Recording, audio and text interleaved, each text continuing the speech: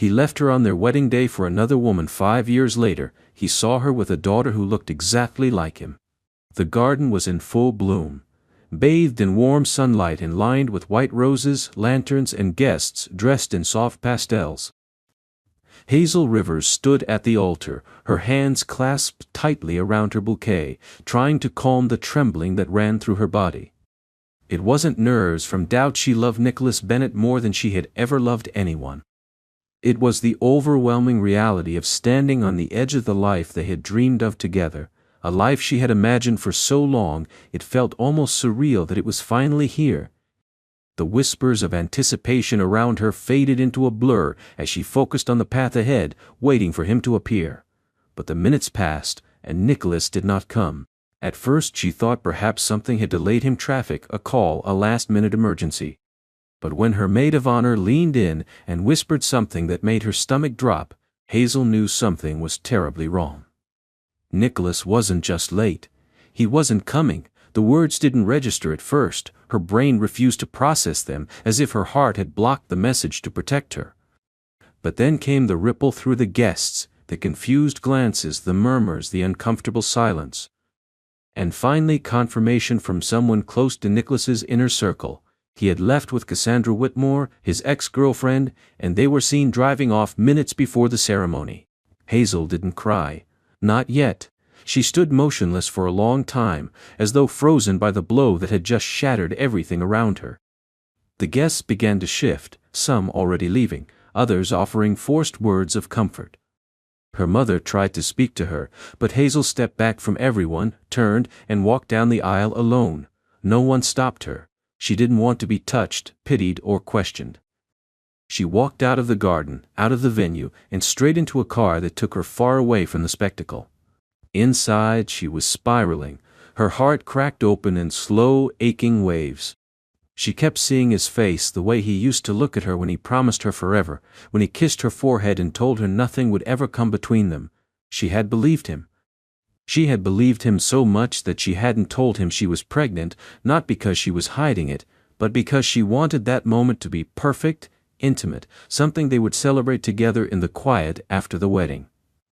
But now that moment was gone, replaced by humiliation, betrayal, and an emptiness so sharp it made her physically ill. Alone in the small apartment they had picked out together but never moved into, Hazel stared at the ultrasound photo tucked inside her planner. It was still so early, only a few weeks along. She hadn't told anyone yet, but now, everything was different.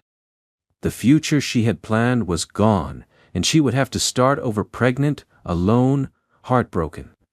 The realization came slowly but hit her with brutal clarity. Nicholas had chosen someone else, not just over a relationship but over the family they had unknowingly already begun. Hazel sat there until the sun went down, the weight of the day settling over her like a blanket she couldn't pull off. She knew she couldn't stay, not in this city, not in this life that had betrayed her. So that night, while the media speculated and her name trended in gossip articles for being the jilted bride, Hazel packed a small bag, gathered what little money she had, and quietly disappeared. No explanations, no revenge, no contact, just silence. Because sometimes the only way to heal is to vanish from the place where you were broken and start again somewhere no one knows your name. Hazel didn't look back as the train pulled out of the city. Her reflection flickered in the glass beside the blur of passing trees and buildings, her face pale and drawn but steady. She had chosen a small coastal town far from the noise, far from the tabloids, and far from the life that had crumbled in a single afternoon. It was a town where no one would recognize her as the runaway bride, where she wouldn't be pitied or whispered about. It wasn't glamorous or full of opportunity, but it was quiet, and that was all she needed. She arrived with only 2 suitcases and a single goal: survive for herself and the life growing quietly inside her. The first few weeks were brutal. She stayed in a run-down motel until she could find a studio apartment that didn't ask too many questions. Her savings, once carefully built with Nicholas's encouragement, had been tied up in joint accounts she no longer had access to. She worked odd jobs helping in a florist shop, cleaning holiday rentals, folding clothes in a tiny laundromat. No one knew she had once dined in penthouses or worn custom-made dresses.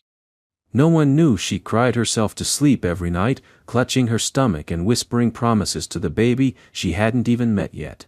Eventually, she landed a part-time job at the town's only bookstore, a cozy little place owned by an elderly woman named Margaret who had no interest in who Hazel used to be. Margaret gave her the kind of acceptance she hadn't known. She needed quiet, kind, and without judgment. For the first time in weeks, Hazel began to breathe again. The scent of old books, the hum of quiet music, the soft chatter of regular customers, it all helped stitch the pieces of her back together. As the months passed, her belly grew, and so did her resolve. She began to prepare for motherhood with the same quiet determination she once poured into wedding plans. She read every parenting book she could find, attended free clinics, and took long walks along the shore when the nausea or loneliness became too much.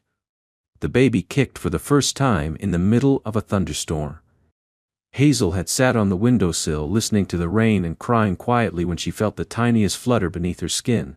It felt like a message, "You're not alone, we're in this together." When Sophie was born on a calm spring morning, Hazel held her close and wept harder than she ever had in her life.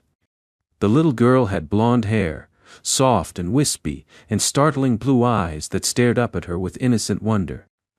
There was no denying the resemblance. She looked exactly like her father. But Hazel didn't allow bitterness into the room, not that day. That day was sacred. She named her Sophie because it meant wisdom. And in that fragile moment, nothing felt more true. Motherhood was nothing like she expected. It was harder, messier, and more beautiful than she had ever imagined. She had no family to lean on, no friends from her old life who still knew where she was, but the town began to slowly embrace her. Margaret became like a quiet grandmother figure, offering free books and extra tea bags. The woman who ran the daycare helped watch Sophie when Hazel had long shifts. And the barista from the cafe next door always made her coffee just the way she liked it, without asking how she was holding up. 3 years passed like a slow tide. Hazel still thought about Nicholas sometimes, especially on hard days or when Sophie asked why she didn't have a daddy. But she never spoke his name. She had built a world that didn't include him, one made of bedtime stories, beach picnics, and soft lullabies. Sophie grew into a bright, curious child with her mother's quiet resilience and her father's bold eyes. She didn't know her history, only that her mother loved her more than anything else in the world. Hazel had sworn to herself that she would never let him back in no matter what. He had made his choice, and she had survived without him.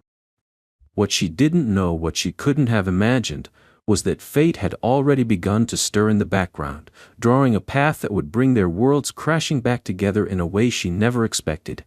Nicholas Bennett stood before the wall of floor-to-ceiling glass in his penthouse, overlooking the city he had once ruled with confident ease, now watching it as if through a barrier he no longer understood.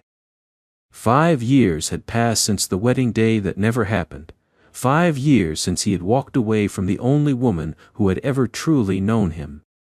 The regret wasn't sudden. It had built slowly over time, layer by layer, as his once carefully structured world began to fall apart from the inside out.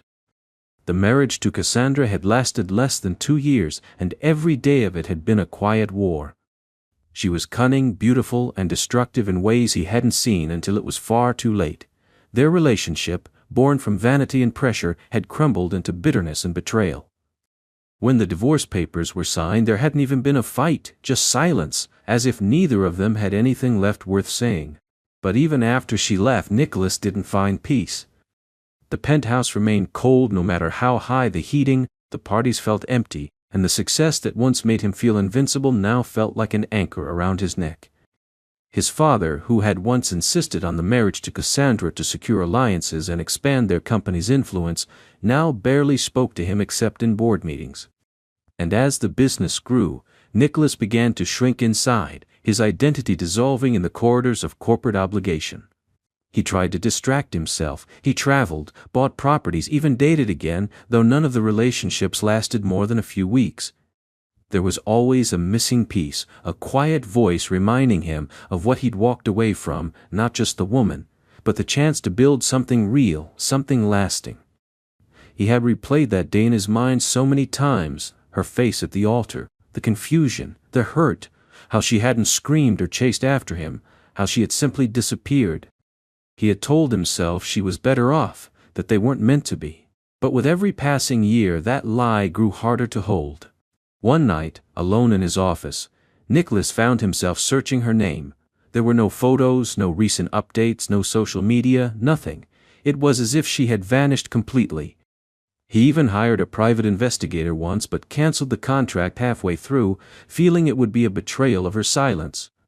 He told himself that if she wanted to be found, she would have left a trail, but still, her absence gnawed at him. It wasn't just guilt, it was the sense that he had walked away from the one chance he'd ever had at real happiness.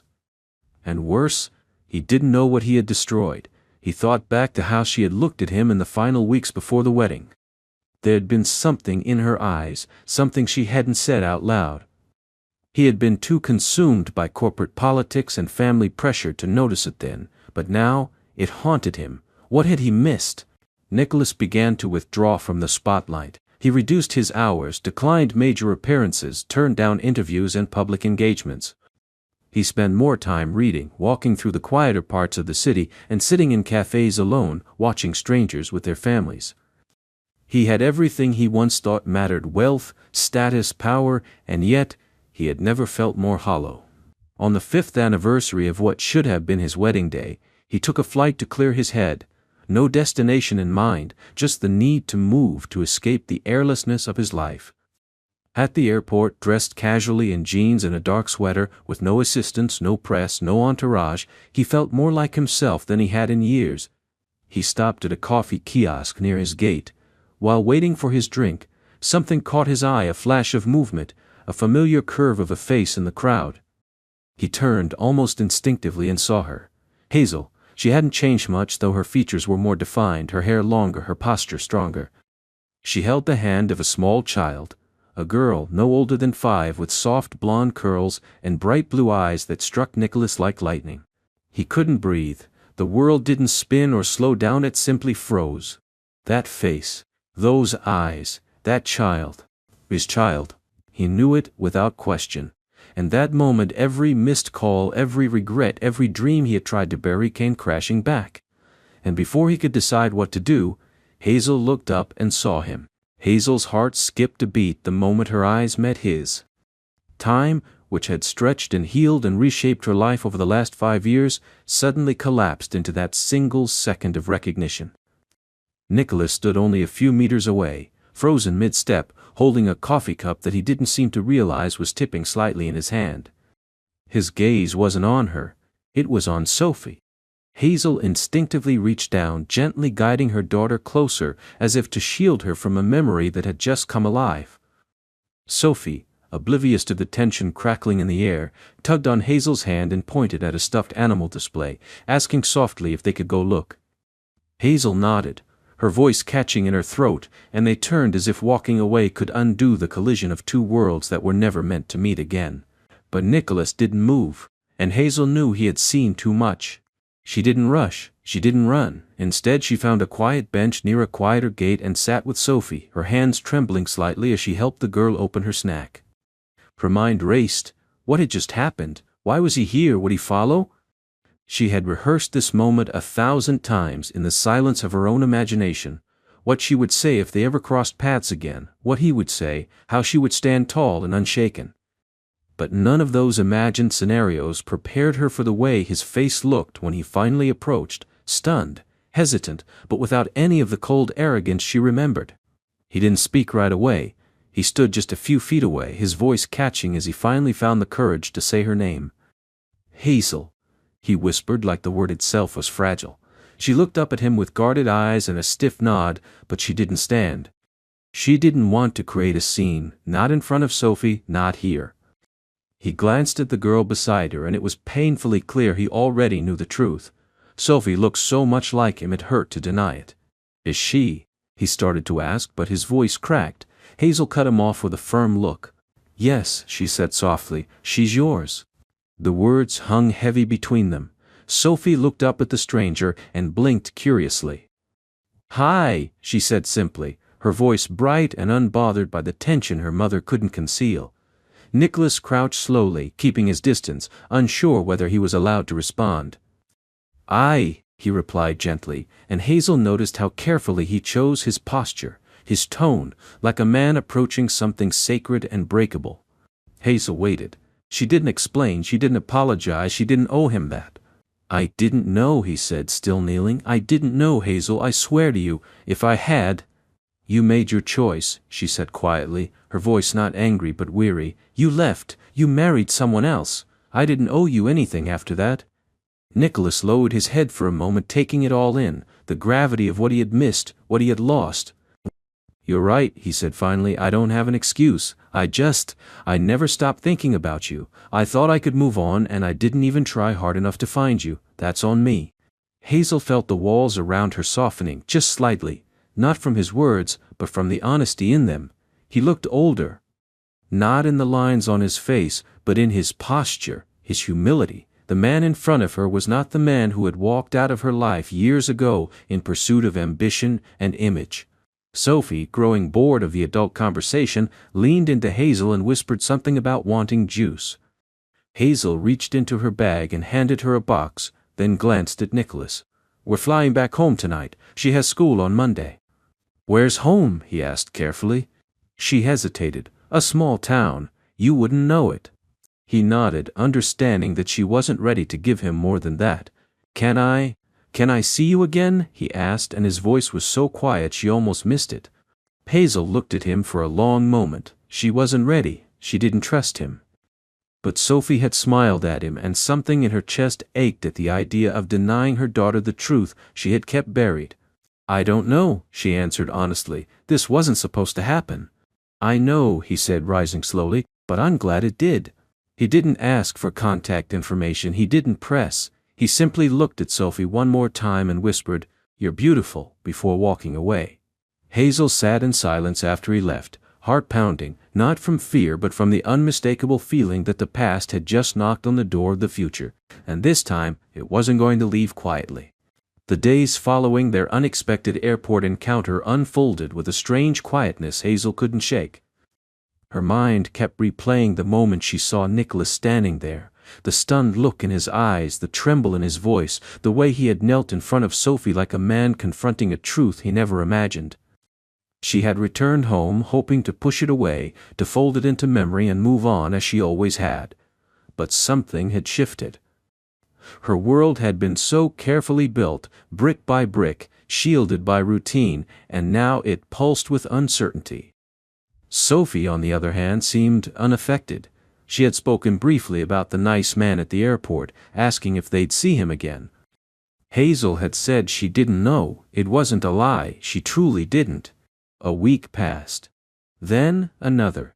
And just when Hazel had begun to convince herself that Nicholas would disappear once more, a letter arrived not in the mailbox but by courier. It was handwritten on thick paper, her name spelled out in elegant, unmistakable penmanship. She hesitated before opening it, her fingers tense with hesitation.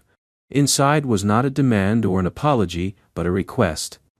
Nicholas had found the name of her bookstore through quiet, respectful channels. Margaret, the owner, had apparently received a generous anonymous donation for children's books the same week, and he asked for a single meeting. Not for drama, not for confrontation, just a conversation. Hazel took 3 days to decide. When she finally agreed, they met in a small, neutral cafe halfway between her town and the city. She arrived early, choosing a corner seat, arms crossed, jaw tight. She expected him to be late or to arrive polished and smug as he once had.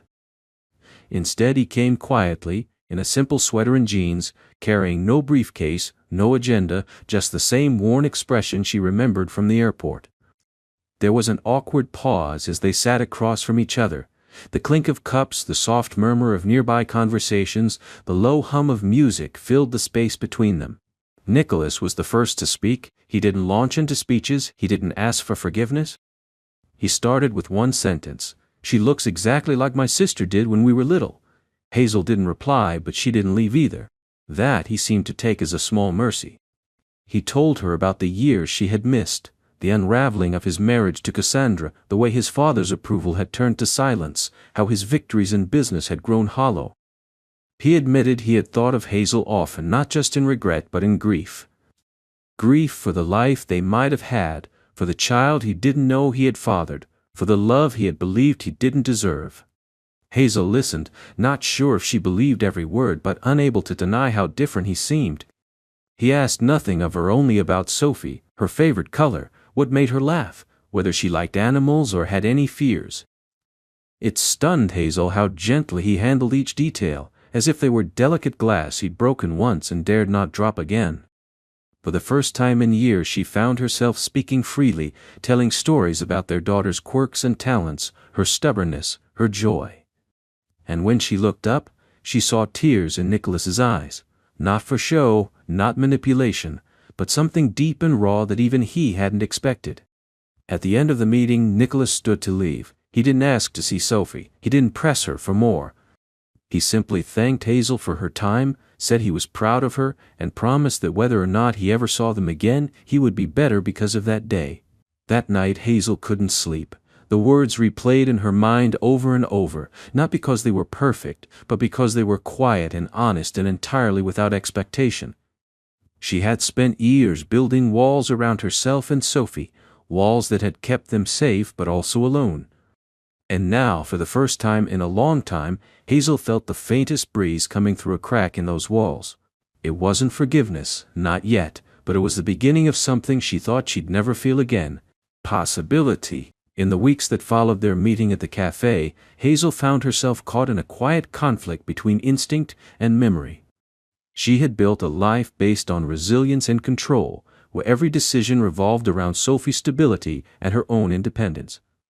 Letting Nicholas back in even at a distance threatened that balance, and yet she couldn't ignore how something within her had shifted. She found herself thinking about that meeting more than she wanted to admit. The way he had asked about Sophie without expectation, the way he hadn't defended his past, the way he had simply listened. He had given her no pressure, no guilt, just a possibility she never thought she'd consider again.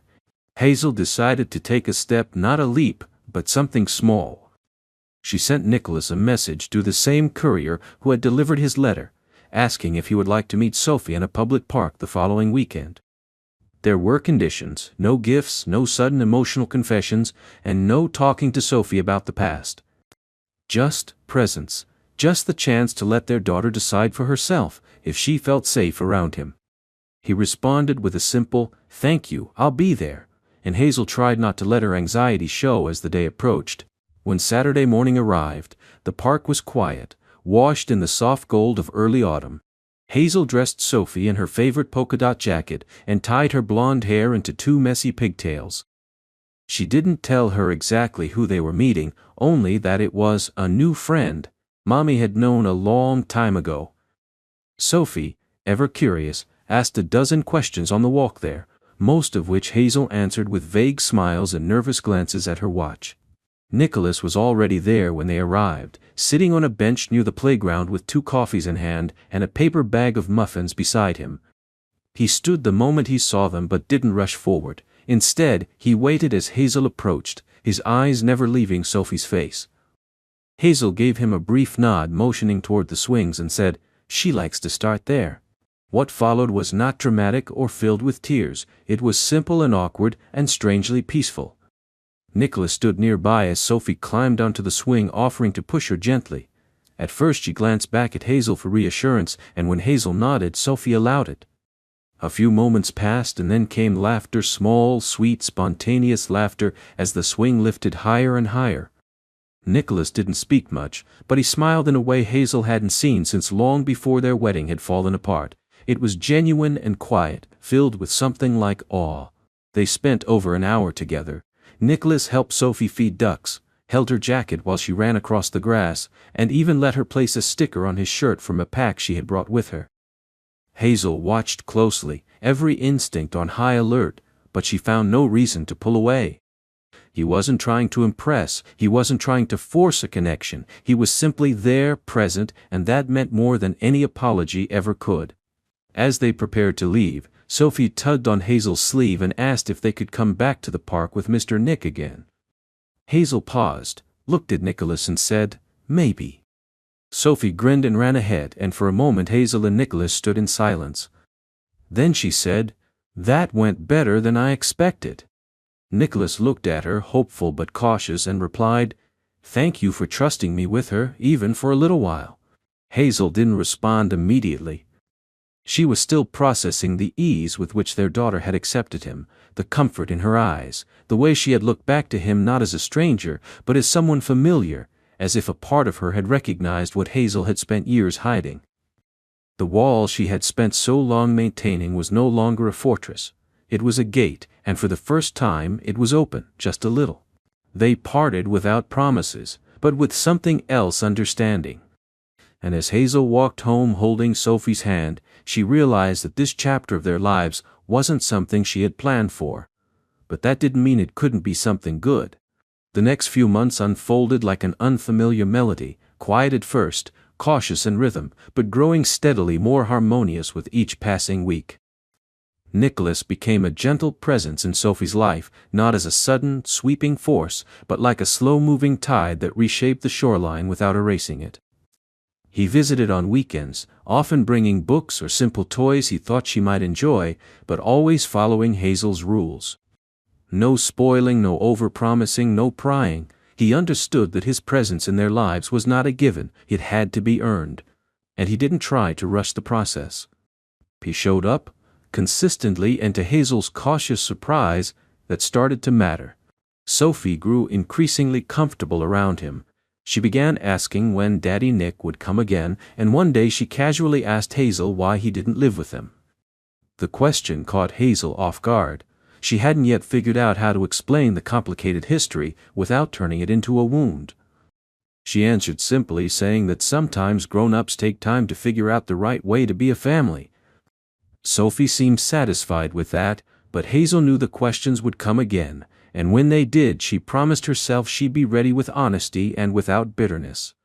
One chilly afternoon in late November, Nicholas invited both Hazel and Sophie to a children's theater production in the city. Hazel agreed, though her stomach turned with uncertainty. It would be the first time they appeared together in public, not just as two people sharing a daughter, but as something more complex, more vulnerable. Nicholas booked a private booth to avoid unwanted attention, a gesture Hazel silently appreciated. Throughout the performance, Sophie sat between them, laughing loudly, reaching for both of their hands. Hazel watched her daughter's joy and realized that the picture-perfect family she had once dreamed of didn't have to look like the ones in magazines. It could look like this, fractured, mending, real. Afterward they went to a quiet diner, the kind with warm lighting and worn booths that softened even the hardest conversations. Sophie fell asleep in the booth beside Hazel, her head on her mother's lap, clutching a paper crown from the theater. Nicholas sat across from them, his coffee going cold. For a long time neither of them spoke. Then, in a voice low and unsure, he said, "I've been thinking about her future, about yours, about how to be more than just a visitor." Hazel tensed. She had known this moment would come. "Are you asking to move here?" she asked quietly, her fingers gently brushing a strand of hair from Sophie's face. "Not yet," Nicholas replied, "but I've started looking at properties nearby, offices too. I want to make the right choice, but I also want you to know I'm serious. I'm not walking away this time." Hazel looked up at him. His face wasn't pleading, it was open. He wasn't offering a perfect solution, he was simply offering presence. She thought back to the version of him from 5 years ago, polished, proud, calculating. This man was different. He was softer around the edges, no longer concerned with being untouchable. He had lost things, learned things, and somehow become someone who could sit across from her and speak like this, without blame or pressure. Still, part of her held back. She told him honestly, "I don't know if I can forgive everything, Nicholas. You hurt me in a way I never thought I'd recover from." He nodded slowly, taking in the weight of her words without flinching. "I don't expect forgiveness overnight, or ever. But I hope you'll let me show you what I should have been from the start, for you, and for her." Outside, the snow had begun to fall in soft flakes, brushing against the windows in a quiet hush. Hazel looked down at Sophie, still asleep, her tiny chest rising and falling in rhythm with dreams Hazel couldn't enter. She looked back at Nicholas and saw a future she hadn't dared to imagine for years. Not perfect, not easy, but maybe, just maybe, worth trying for. So, she said nothing, only nodded once, a small gesture that spoke louder than any speech. And that night, as they carried their daughter together through the snow and into the car, something inside Hazel shifted. Not all forgiveness comes in words. Sometimes it begins in the simple act of letting someone stay. Spring arrived like a long-held breath finally released. The town, once cloaked in winter gray, came alive with color, and with it came a new sense of rhythm in Hazel's life, one that now included Nicholas.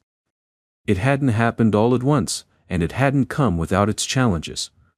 There were awkward moments and quiet missteps, like when he brought Sophie a gift that was too expensive, or when he tried to talk about old times and Hazel had to remind him that nostalgia wasn't healing.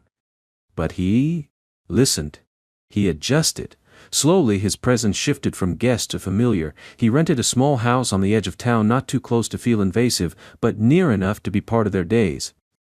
He didn't barge into their world. He waited at the edges, learning how to fit into the life Hazel had built. Sophie thrived. Her world expanded with Nicholas in it. They shared the same curious eyes and stubborn chin, and it became more obvious with each passing week that she saw something in him Hazel had tried for years to suppress, a sense of belonging.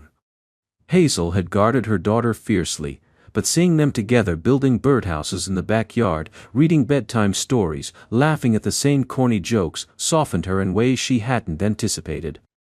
It wasn't just about forgiving the past anymore. It was about recognizing the future unfolding in front of her and understanding that she didn't have to face it alone. Hazel was cautious with herself, though. Her heart, once shattered, had been rebuilt carefully, brick by brick, and she wasn't willing to risk it lightly. Nicholas never pushed her.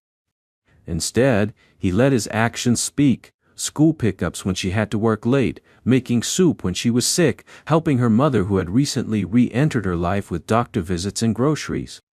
He didn't try to buy her love or demand it. He simply stayed, and that, more than any grand gesture, began to shift her fear into trust.